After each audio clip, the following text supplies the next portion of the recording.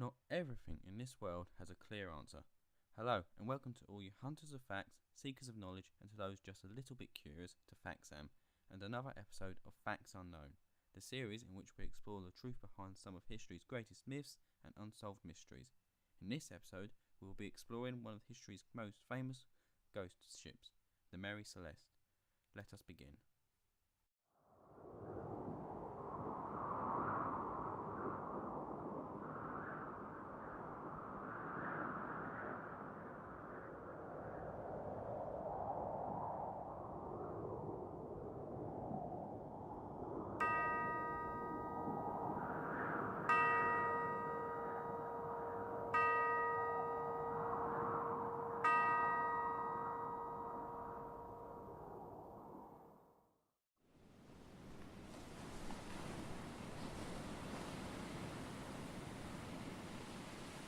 On 5th December 1872, the Mary Celeste was found abandoned midway between the Azores and the coast of Portugal.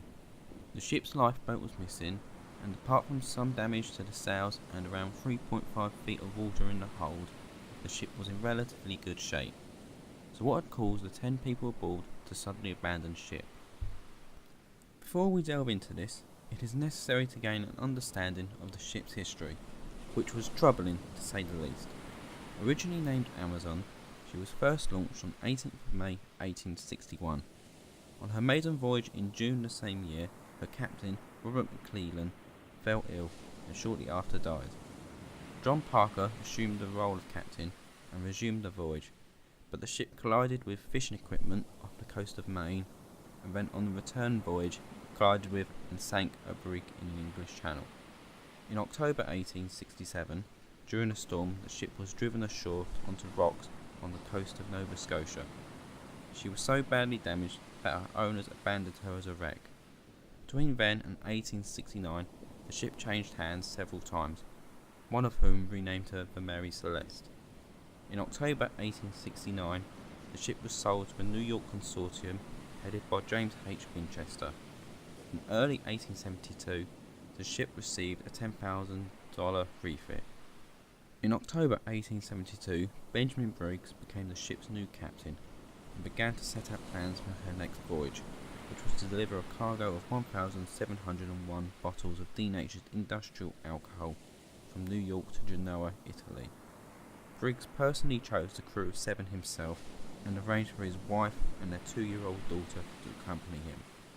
On 7th November, after a 2-day wait for calmer weather, anchored off Staten Island, Mary Celeste set sail.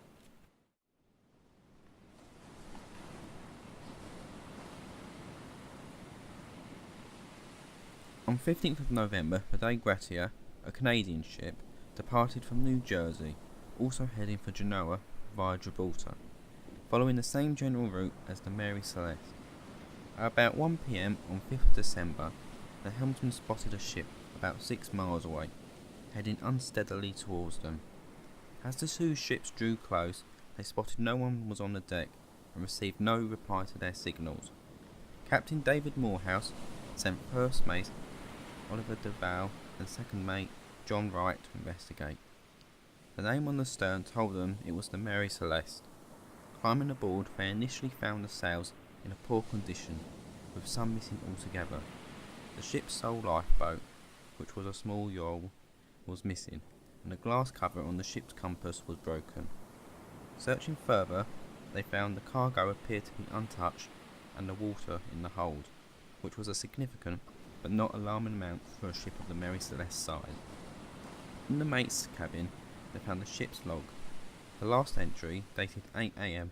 on 25th November, placed the ship as being around 400 nautical miles away from where it had been found. Entering Captain Briggs' cabin, they found items scattered around the room and a sheathed sword under the bed. Personal items and valuables were found, however the ship's papers and captain's navigational equipment were missing. In the galley, equipment was tidied and there was an ample amount of provisions in the stores. Throughout the search, the 2 men found no signs of a disturbance and deduced that everyone had left the ship in an orderly manner. The men returned to the Dei Gratia to report their findings. Captain Morehouse decided to split his crew of 8 between the two ships and bring the Mary Celeste to Gibraltar to claim the salvage rights. Upon arrival in Gibraltar, the Mary Celeste was impounded by the Vice Admiralty Court. On 17th of December, the salvage hearing began under Sir James Coachrain and conducted by Frederick Solly Flood, a man described as being a man whose arrogance and pomposity were inversely proportional to his IQ, and once he had made up his mind about something, could not be shifted. After the Val and Wright had testified, Flood became convinced that human wrongdoing was to blame.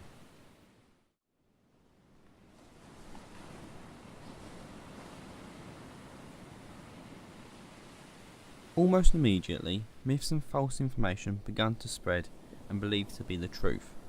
In June 1883, less than a year later, the Los Angeles Times reported on the Mary Celeste story, but invented many details, including that there was scarcely cold food on the table, a fire burning in the galley, and the ship's log was written in up to the hour of her discovery.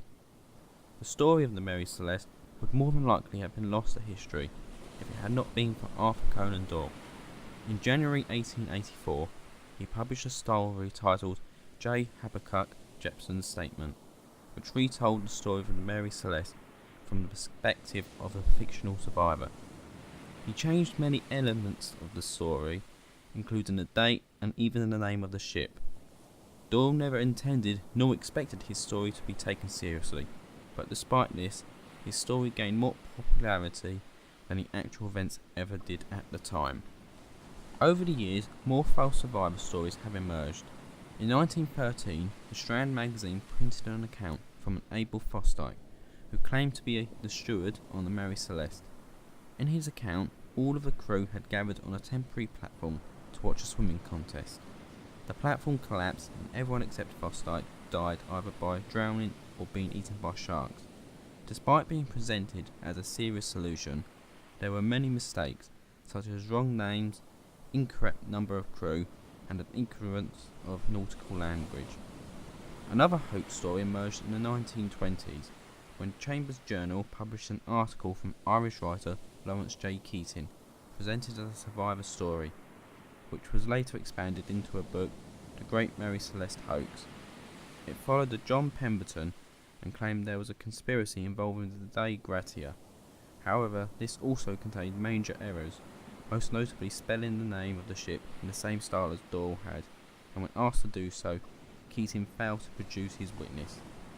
Despite evidence and facts proving otherwise, many believed these accounts as being true for a long time, even though they were proven to be false.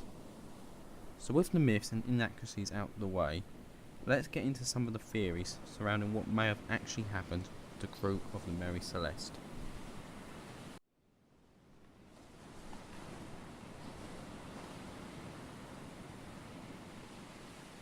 The first theory is that the crew of the ship mutinied, killing Captain Briggs and his family. During the investigations of the ship in Gibraltar, it was found 9 of the barrels of alcohol were empty. There was what was thought to be blood on the captain's sword, as well on the railing alongside marks which may have come from an axe. Supporters of this theory claim that the crew must have got drunk on the contents of the barrels, mutinied, and abandoned ship. However, the alcohol in the barrels were not fit for drinking, and further analysis found it was not blood which has been found. Further opposition to this theory is the question of why would the crew, after the mutiny, abandon ship without taking anything of value and take a risk in the lifeboat. The next theory is that the Mary Celeste was attacked by pirates, with all aboard being killed and their bodies thrown overboard. Whilst not completely out of the realms of possibility, this theory can quickly be thrown out by the fact that there was no sign of a struggle and that nothing of value had been taken. There had also been no reports of piracy in the region for many years, nor does it explain why the lifeboat was missing. Another theory regarding a human wrongdoing is that the crew of the Dei Gratia were themselves to blame, attacking and killing the crew of the Mary Celeste and making it seem as if she had been abandoned in order to extort a salvage fee. The crew were treated as suspects during the hearing, as Flood felt there was something they were hiding. Some people believe that Captain Briggs and Morehouse were close friends and had even met just before the Mary Celeste departed. This would explain why there was no sign of a struggle on board, as they may have been welcomed as friends, but there was no evidence of this friendship. Also, the Dei Gratia departed 8 days after the Mary Celeste, and as a slower ship would have struggled to catch up to her. Next, we come to a theory relating to a natural phenomena, that the ship was hit by a waterspout. This is among the more plausible theories proposed. It would explain the damage to the sails, as well as the water in the hold. The crew, after taking an incorrect measurement due to a malfunctioning sounding rod, may have thought the ship had taken on more water than she actually had, and hastily abandoned the ship, fearing she would sink. The final, and possibly most plausible explanation, relates to the ship's cargo. Some have proposed that the barrels which were empty had begun to leak, releasing noxious fumes. Fearing an explosion, the captain ordered the crew to temporarily get in the lifeboat, keeping it tied to the ship so they could return if it was deemed safe to do so. However, they did not tie it securely enough and the ship drifted away, leaving everyone stranded at sea. This theory would explain the missing lifeboat, empty barrels, and missing navigational equipment, as well as a reason why there was no signs of a perfectly seaworthy ship being abandoned.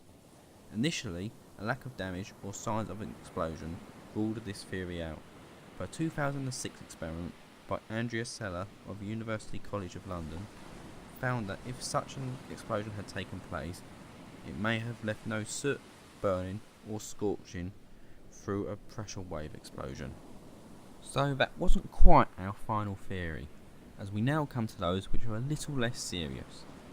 First, we have the belief that the Mary Celeste was attacked by some kind of aquatic cryptid, or real-life ocean creature, such as a giant squid, which plucks the crew off one by one. Whilst giant squids have been known to attack ships, and could plausibly have taken crew members, this does not explain the missing lifeboat, papers, and navigational equipment. Some people have proposed the Bermuda Triangle may be involved, despite the ship passing nowhere near the area. And, of course, there are those who believe the crew were abducted by aliens, which I'm not going to get into. I'll just leave it up to you to come to your own conclusion on that.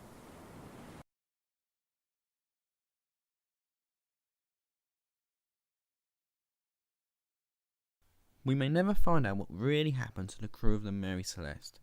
In 1874, she was yet again sold on and continued to sail, but regularly lost money. In February 1879, whilst at the island of St Helena, her captain, Edgar Tuthill, fell ill and died, leading many to say she was cursed.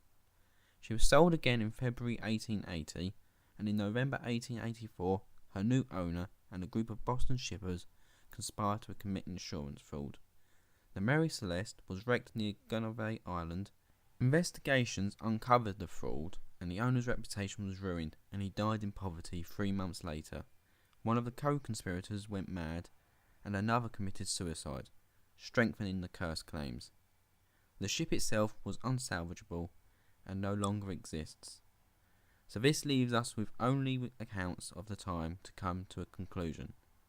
The cargo theory appears to be the most plausible, but even that does not contain enough evidence to solve the case. Unless the truth was a combination of several theories. Perhaps the real culprit was giant squid alien pirates who came down and whisked the crew of the Mary Celeste away in their spaceship to conduct bizarre experiments on. But until more evidence emerges, or the bodies or lifeboat are found, the true answer will always remain lost to history. So which theory that we have discussed do you think is most plausible? Or do you have one of your own? Write them in comments below and get a discussion going. Thank you so much for watching. If you've enjoyed this video, then it would be greatly appreciated if you could leave a like. If you would like to see more videos like this, then hit subscribe and then the notification bell so you can know as soon as I upload. I'm also launching a Patreon, so you can help support my channel and help me grow and produce more and better quality videos. In return, you will receive a wide variety of exclusive rewards. There will be a video explaining this in greater detail coming soon, and a link to my page in the description below. Until then, thank you again for watching. I've been Faxam, and hope to see you again soon.